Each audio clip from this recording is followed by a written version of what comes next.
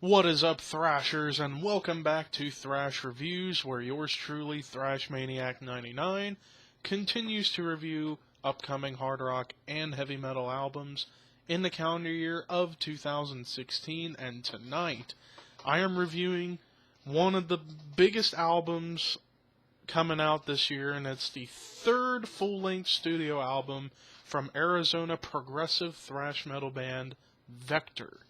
And this is their new album, Terminal Redux.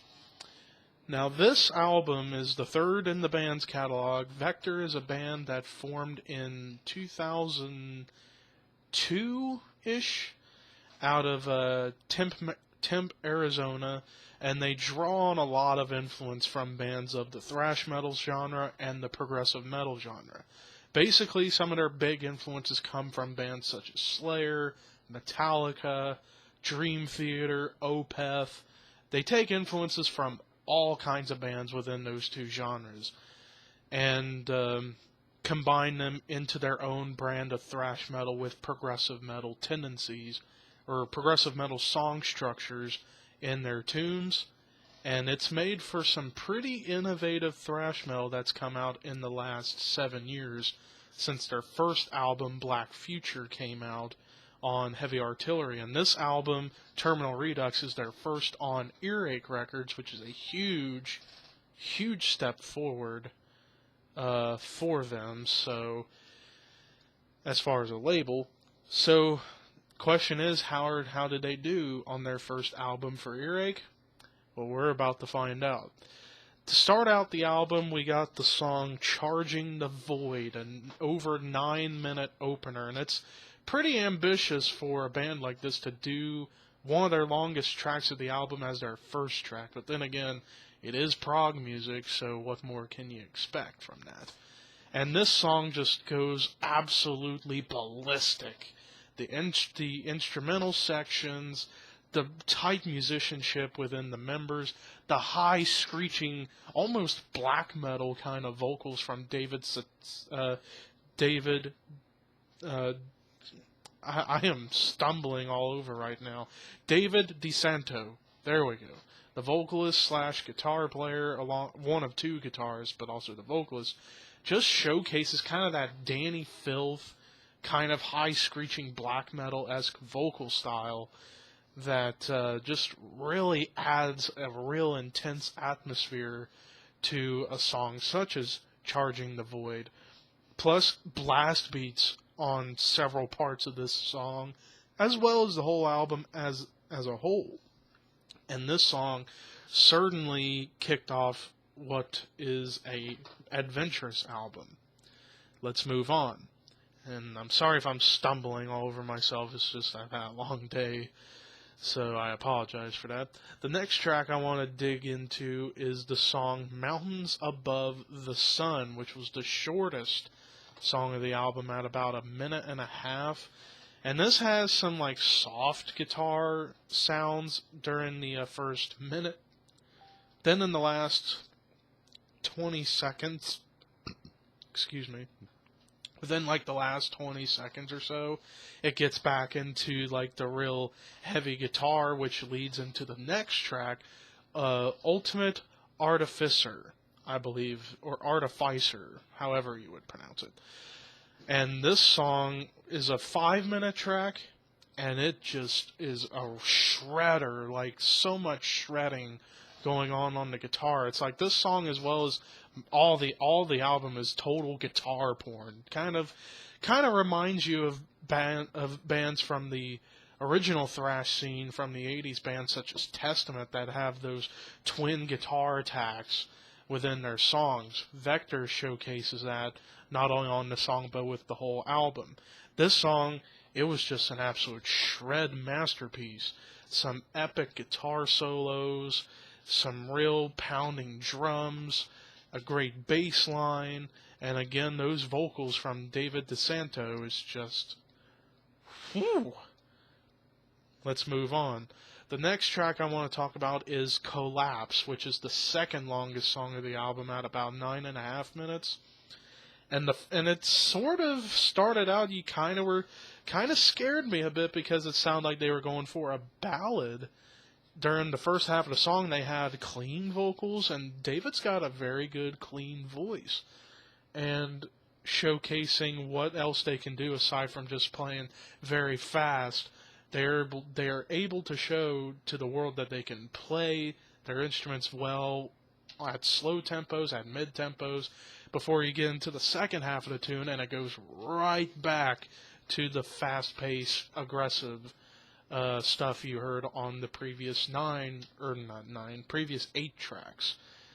So Collapse, in my opinion, was one of the most well-written, diverse tracks of this album because of that sneak attack. It starts out as kind of a soft tune, but when you keep listening to it, it's going to blow your head off. I love the whole song as a whole, but if you're thinking, the first part's lame, if you want to just hear the fast stuff, just go halfway through and you're fine. The final track I want to dig into is the final track, Recharging the Void. Pretty much taking a page off the first track with Charging the Void, except it's Recharging the Void. Notice how things change, huh?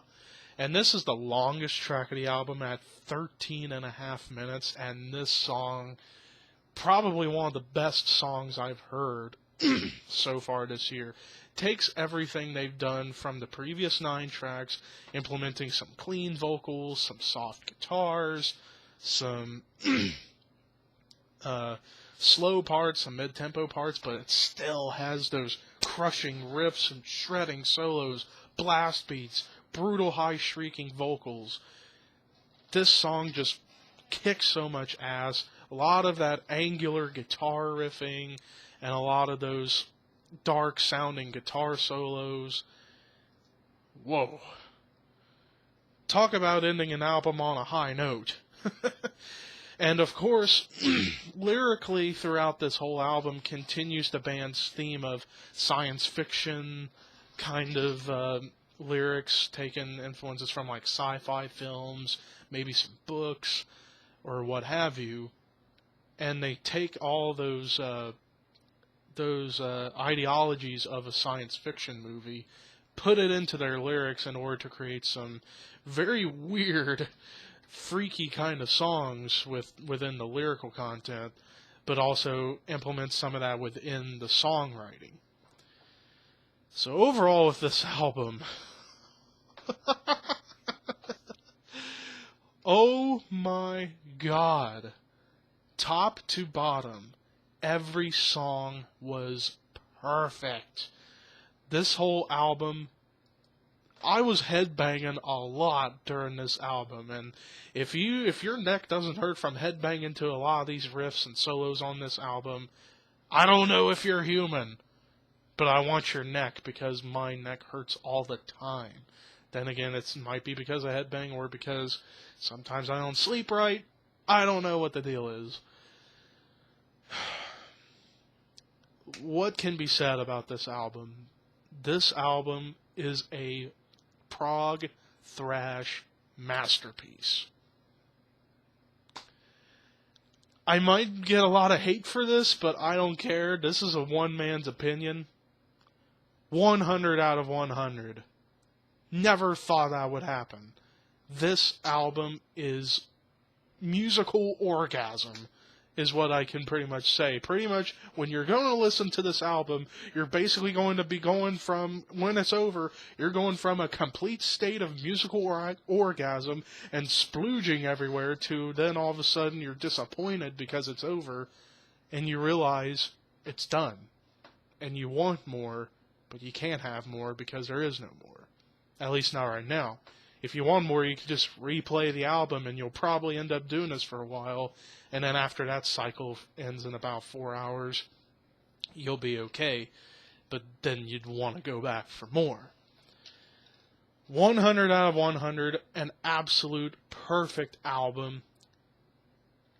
This might have already sealed the deal for Album of the Year, and we're just barely halfway through the year, but there's still so many other great bands with albums coming out later in the year, bands such as Avenged Sevenfold, Metallica, Sabaton's got an album coming out, Dark Funeral, There's so many great bands coming out with albums, so this may not be the only 100 out of 100 perfect album we're going to have this year. There could be so many more, and it will make the challenge of determining an album of the year fucking difficult when we get to November, December time.